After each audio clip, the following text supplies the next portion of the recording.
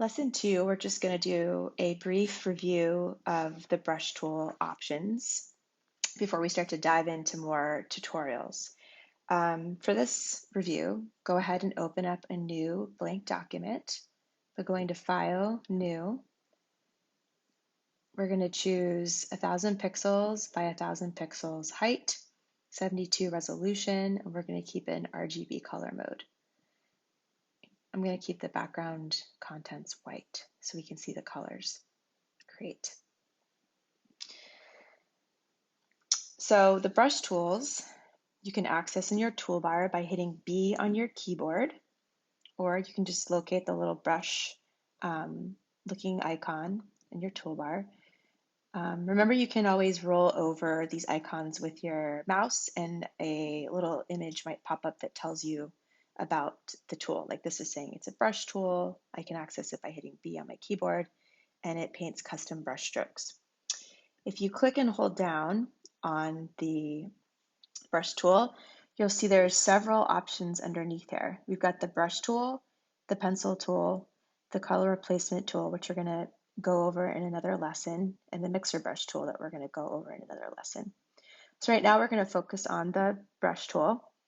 It applies color using strokes, and the pencil tool will draw freehand lines with a hard edge. So if you want to just practice that, you can go ahead and select a brush tool. And remember, each time you select a tool, the option panel for this tool shows up along the top of your screen. The option and presets here are, the first one is the size and hardness of a brush. So if you expand the brush option, you'll see here's where you have size. So this is a 30 pixel brush. And if you play with the slider, you'll see you can increase the size. I'm going to bring it back to 30 for now. And then the hardness is going to affect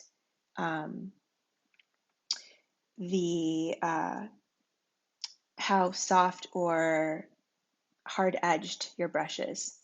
So for example, if I pick a 0% 30 pixel brush and I draw, actually I might make it a little bigger so we can see better, 60, hardness 0, and I draw, you'll see it's quite soft.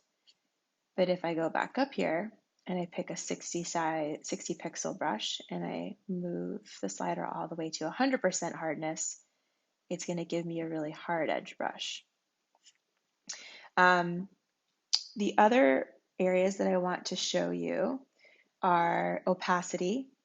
If you have 100% opacity, it means the color that you paint with is going to completely cover up the pixels that are underneath it. So if you have an image, like a photograph, and you paint with black with your brush over that image, it's going to completely cover the pixels. However, if you change the opacity to 50%, it's going to give you a little bit of dimension underneath your brush, and the pixels will show through. Flow gives you the ability to gradually build up your darkest color by doing multiple passes. So if I bring my flow down to 50%, and you'll see as I move over and paint over, I can build up to my full 100% black, but it lets you gradually build it up. So if my flow's at 100%, it's going to look a little bit darker, but you can build it up. Versus 0% or 1%, you got nothing. You'll paint with nothing. Very light. Smoothing gives you control over the curves of your brush. So if you change your opacity back to 100, you set your flow at 100, and you set your smoothing a little higher, it'll start to slowly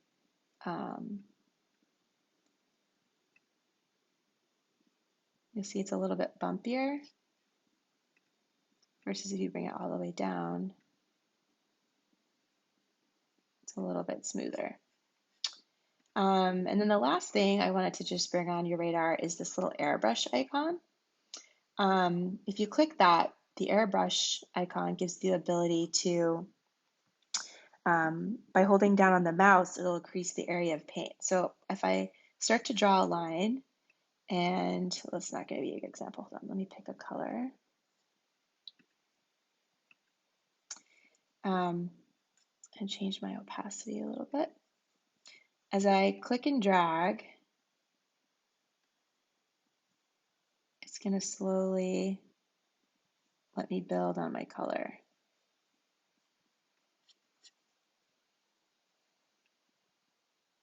So that's the different options in the toolbar for brushes.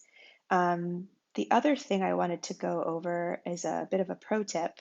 You can use your bracket keys on your keyboard to quickly change the brush size. So for example, the bracket keys are to the right of the P button on your keyboard. So if I hit the back bracket pointing to the right, I can slowly make my brush bigger. Or if I hit the bracket key pointing to the left, I can quickly make my brush smaller. If I want to change the hardness or softness of my brush, I can hold down the shift key and I can make the brush soft. So if you'll go ahead and look in the upper left-hand corner as I do this, I'm holding down the shift key and I'm making the brush hard or soft. So bigger brush, smaller brush by holding the bracket keys.